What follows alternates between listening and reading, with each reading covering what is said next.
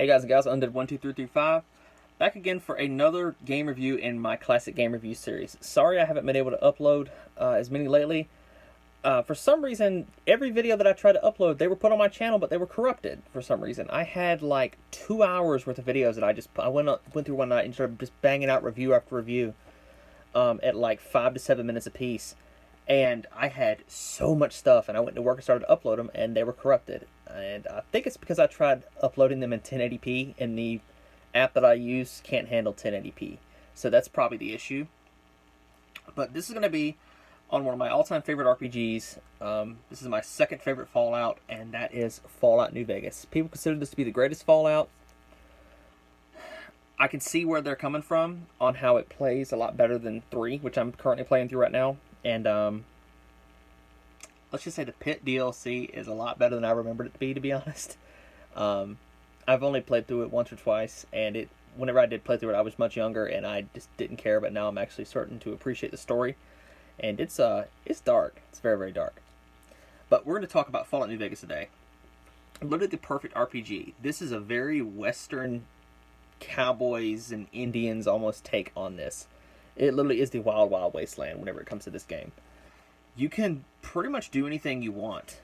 The version I got was the Ultimate Edition. I bought this years ago from on release.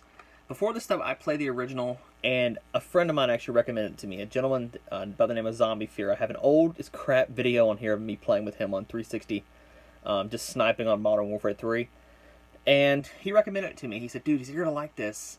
He told me about the old M1 Garand weapon, the All-American, I believe it was called. It was, he told me that was his favorite weapon in the game, and then he told me about the Super Sledge, and then he told me about there was a special axe called Knock Knock, and I'm like, what is this? The unique weapons in this game are so much better than the ones in 3.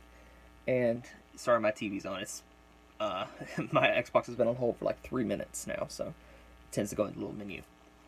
But there's just so much to do in this. I'm going to actually show you some really cool stuff. I'm going to break this one down as best as I can.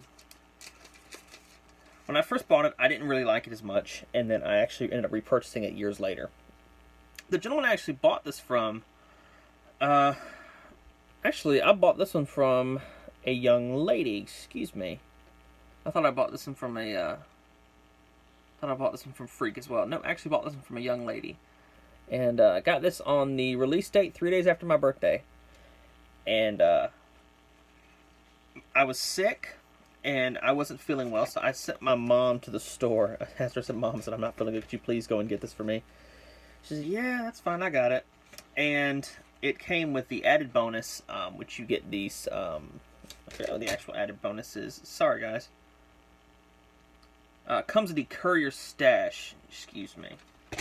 Courier Stash, you get to basically start the game with a few stim packs and some stuff like that. It helps, especially if you're playing on survival mode.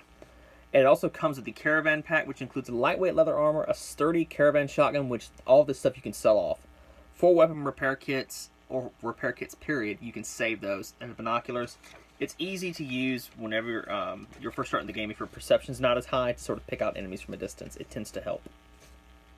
But I got this on release. Really cool bonuses. Almost everything that's listed in these bonus packs you can sell off, like the grenade launcher. It's trash. Just get rid of it. Or you can keep it because it's the only one like it in the game. It's got a really weird paint job on it. It's like an American flag, but it's not. This game comes with the DLCs of Dead Money. Dead Money I've only played through once. I will not play through it again. It is literally one of the worst DLCs in any game, and it's not even because it's hard. It's just not that good of a DLC. It's bad. It's overly hard for no reason. And there's no fun in it. There's really no fun in it. Next one on here is the Honest Hearts. One of my favorite DLCs in any game ever.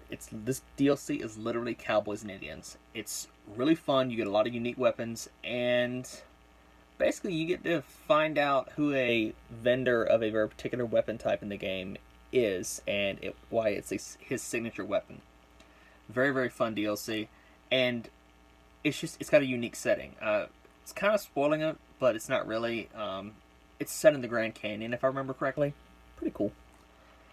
Old World Blues. I do not like this DLC. It is basically a science fiction movie come to life. It's just not fun to play. You get some really cool weapons though, but It's just not fun to play. It's really not. It's funny, but it's not fun to play. My favorite DLC in the game is Lonesome Road. You can literally beat this DLC in 2.5 hours. It's short, it's sweet. There are so many weapons and hidden caches in this DLC. There's just so much to do. And I'm talking about the DLC first because there's a lot more to the story. And I'm going to get to that later. So much in here. There's very unique weapons. You get to find out what actually happened to you as a courier. And you kind of find out that there's more to being a courier than you think. It's not just a simple run-of-the-mill, drop a package off, come home, collect your pay, do all that stuff like that. There's more to it. It also comes with Gunrunner's Arsenal, which is literally the coolest thing ever. It's basically a gun shop that you can buy from, and it has some of the most overpowered weapons in gaming history. Imagine this: sneak-built character with high crit chance, an anti-material tank rifle that shoots bullets that are this freaking long and this big around, and they have explosive tips on it. You literally kill most things in the game in 1 or 2 shots if you're sneaking. It's insanely fun to use. There are some pretty bad weapons like the Bozar, which is basically a sniper rifle machine gun. It's pretty bad, but there are some very unique weapons in this. And speaking of the weapons, there are attachments in this game. You can actually customize your weapons. I personally think that this game did weapon attachments better than Fallout 4 did. Because 4, you have to scavenge so much to make them. And you have to earn the ability to put them on. And here, if you can just if you can have the caps to afford it, you can put it on there. That's it. They have everything from sniper scopes, red dots, silencers, extended mags. They have grips, laser sights. They have everything you could think of in this game, and every single attachment is worth it. One of my favorite weapons to use was the hunting rifle with a sniper scope on it. So freaking fun. It was so much fun. And the hunting rifle is one of my favorite weapons in Fallout 3, so of course I'm going to like it in this. It's just as good. And in this game, you can actually properly aim down your weapon sights, and it's not just pulling it up to you like this. A little more realistic. Very, very fun. The actual locations in this game make it a little bit easier to actually roleplay as a character. In Fallout 3, it's got that really weird green haze over everything. In here, it's just smothered in a mud-colored brown. It's very ugly to look at times, but this game does look downright beautiful in the right light. At night, the creatures literally come out at night in this game. It's pretty cool. There's a lot of different factions in this game. Everything from Caesar's Legion. You have the Kings, which are actually one of my favorites. They're hilarious. They're based around Elvis Presley. Really, really funny. And just everybody has their own little bit of skin in the game that they're just trying to see what they can do with that little bit. You can screw over one faction, pretty much go and join another faction, and because of if you do something to that faction, the faction you screwed over is going to know about it. And you'll either be vilified or just basically hailed and just loved, and just you'll be held to a high standard. It's pretty crazy. And if what you're wearing depends on what people say to you as well. Like if you're wearing a uniform from one of the game's factions known as Caesar's Legion around someone else, they're not going to like you very much. It's crazy how that works. This game has a very good faction system, and me personally, I don't go for Caesar's Legion. Let's just say they are no more. I wipe them out. It's pretty cool. Very, very fun. The actual DLCs in this game, by the way, they raised the level caps by 5, so the normal ceiling is now 50. Take your time when you're leveling up in this, because you can build such a better character if you build properly in this game. It's very easy to just rush. There are certain perks that I recommend you take no matter what class you are. Also, in this game, your best friend is going to be lockpicking, speech, and science. You need to build those. There are so many hidden doors in this game that will be barred off from you if you do not have a good science skill. Weapon repair isn't so much because you have repair kits that sort of do most of the work for you. This DLC actually is just like Fallout 3 Game of the Year version. Comes with the base disc itself for the actual game, and it also comes with the install disc with all the DLC. I think this game's think this game is apparently like 15 gigs once you install everything, which is insanely big for a game this old. But I digress. The basic story of this is you're a courier who gets shot in the head, your package is stolen, and you get screwed over, and you have to find out who did it, why they did it, and where the person that did it is. Very cool revenge story. Not really going to spoil it much of the ending, but let's just say it's very good. Make sure you take your time when you're playing through this game. It's a story full of deceit, twists and turns. There's just so much to do. And actually take your time when you're doing it too to find out what you like about each faction. Each faction has their own perks and their own downsides. Like I said, if you choose to go with one, you might be hated by another, and if you hated by that other one, you might miss out on some really cool weapons or some really cool just advantages in general. Or you might end up sparking a war that you don't want, because a faction that hates you in this game will literally just come up to you in the middle of nowhere and just start shooting at you. Or they will literally hunt you down. It's crazy.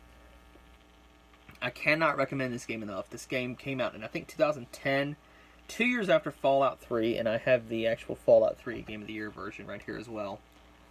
Both of these games are masterpieces. They really are. The third one is still my all-time favorite game, simply because it was the first Fallout I ever played. It holds a special place. And because I just prefer that one. It's always struck a chord. I still remember the first time I ever played it. I literally had to go on a week-long vacation that I did not want to go on.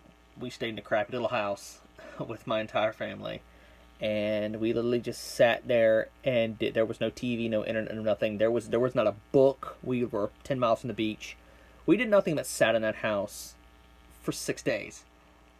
And we all lost our mind. We only went because we were offered the house for free.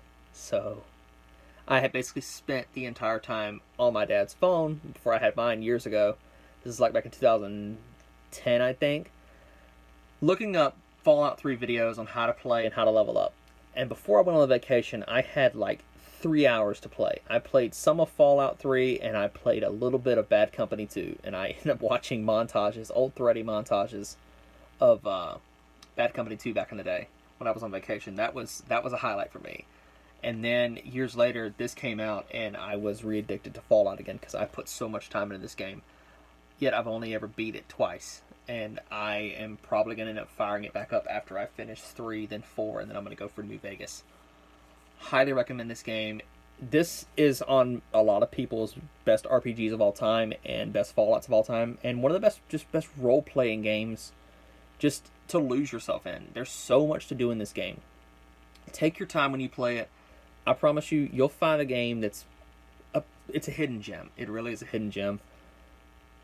I would like a game to be made like this again, and I don't mean the Outer Worlds, because the Outer Worlds does not even stand up to this. It's a very similar system, but it just doesn't compare. If you want to do yourself the greatest service in gaming, get Fallout New Vegas, Fallout 3, Fallout 4, and just go on a binge. Fallout 4, with all its problems, is still a very well-made game. Fallout 3, I will say this, if you do get it, be wary, because there are still some bugs that are very prevalent in this game. Like, I'm playing through the Pit DLC right now, and there's still a glitch 12 years later where a certain path you have to walk along on a rooftop in the DLC, you fall through it. And there's a 1 in 100 chance you're going to fall through it. And the only way to get it to work is to just keep reloading your save and hope to God that it sticks. This happened to me years ago, and it's still happening today. Nothing like that happens in this game. At worst, you just reload your quick save. Fallout 3 doesn't have that. But yeah, guys, pick this up. You can literally get it for $15. I highly recommend it. You will not be disappointed. Make sure you buy it new to actually get the DLC itself, and to make sure you get the Gunrunner's Arsenal and the Courier Stash. I promise you, you're going to like it. Adds a little bit of extra caps at the beginning of the game, and adds a little bit of that extra layer if you're playing on survival. Anyways, guys, that's all for now. I hope you enjoyed this video. Thank you for listening to me ramble. It means a lot. And I have seen a lot of people have actually liked the quick style of game review. I'm going to be going a lot longer on the videos that I deem to be more worthy of a classic game status. And this game, in my eyes, is a pure classic status.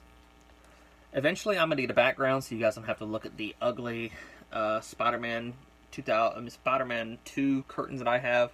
It's actually a really cool blanket from years ago that I had as a kid that it's just a childhood thing. I thought it was kind of cool, and all the gaming crap in the background, so I'm going to find a background, so you guys have to look at that. Anyways, thanks as always, guys. Don't forget to like and subscribe, and I'll see y'all later.